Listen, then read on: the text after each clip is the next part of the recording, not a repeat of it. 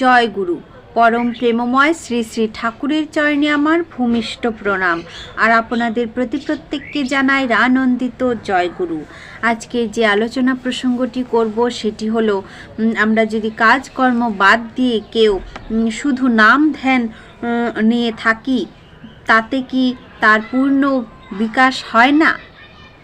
আমরা যদি কাজকর্ম বাদ দিই, যেটা না করলে আমাদের হয়ই না, আমরা চলতে পারি না, তো সেটা বাদ দিয়ে যদি আমরা শুধু নাম ধ্যান করি, তাহলে কি তাতে কি তার পূর্ণ বিকাশ হয় না? তো চলুন শ্রী শ্রী ঠাকুর সে সম্পর্কে কি বলেছেন আজকে আমি আলোচনা করব। অবশ্যই আপনারা ভিডিওটায় মনোযোগ সহকারে শুনবেন। শ্রী শ্রী ঠাকুর বলছেন, প্রধান কথা হলো নামের প্রতি উর্জি, আনতি ও অনুরাগ। সেই আনতি ও অনুরাগ থাকলে তার প্রীতি কথা ও প্রীতিকর্মের প্রতিও ঝোঁক গজায়। নিজের সব শক্তি দিয়েই তাকে পুষ্ট করার বুদ্ধি হয়। চলন চরিত্র তদ্নুক করে তুলতে ইচ্ছা হয়, যাতে তিনি নন্দিত হন। আরও মনে হয় সবাইকেই তদ্ভাবিত করে তুলি, তদাকারিত করে তুলি, প্রত্যেককে তার বৈশিষ্ট্য অনুযায়ী।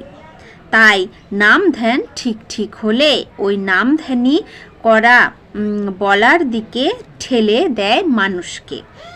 আবার করা বলা বাদ দিয়ে নাম ধ্যানও ঠিক মতো হয় কি না সে বিষয়ে আমার সন্দেহ আছে।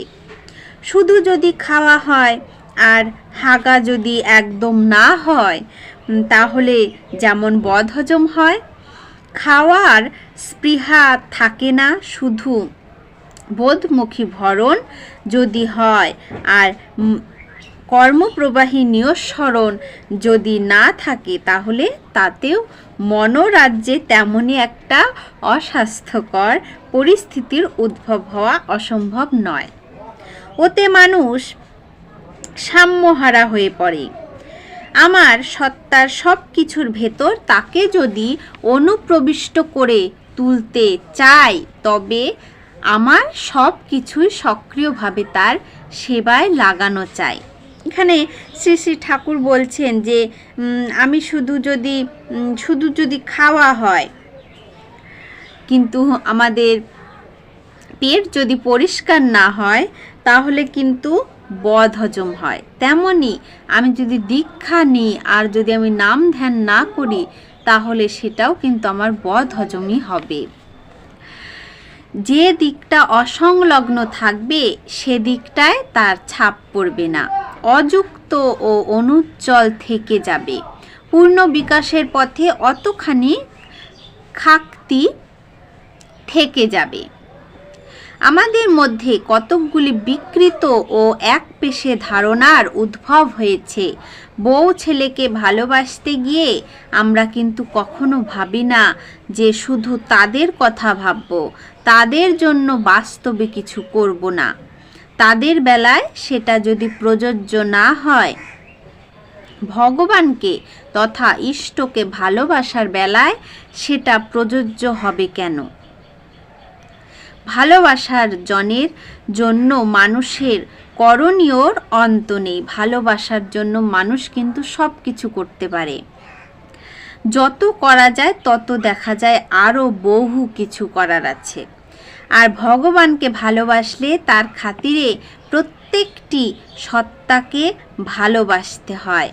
প্রত্যেকের সুখ স্বাচ্ছন্দ্য ও সার্থকতার জন্য প্রাণপাত পরিশ্রম করতে হয়।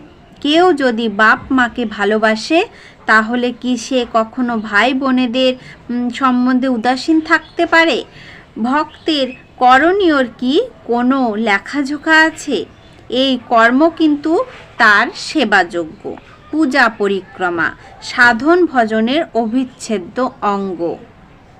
তার নাম ধ্যান ও কর্ম তার ওতপ্রোতভাবে জড়ানো, আর সব কিছুই তার ইষ্টের জন্য। পরিবেশের সেবা যতই মহৎ কাজ হোক, তা যদি ইষ্টার্থে না হয়, তা একটা আনসলভড কমপ্লেক্স। এর মতো থেকে যেতে পারে এবং তাতেও মানুষের অকল্যাণ হতে পারে। তাই আমাদের শ্রী শ্রী ঠাকুর বলেছেন, যেমন কাজকর্ম না করলে আমাদের পেট চলবে না, তেমনই কিন্তু যদি আমরা নাম ধ্যান না করি তাহলে আমরা ইষ্টমুখী হতে পারবো না।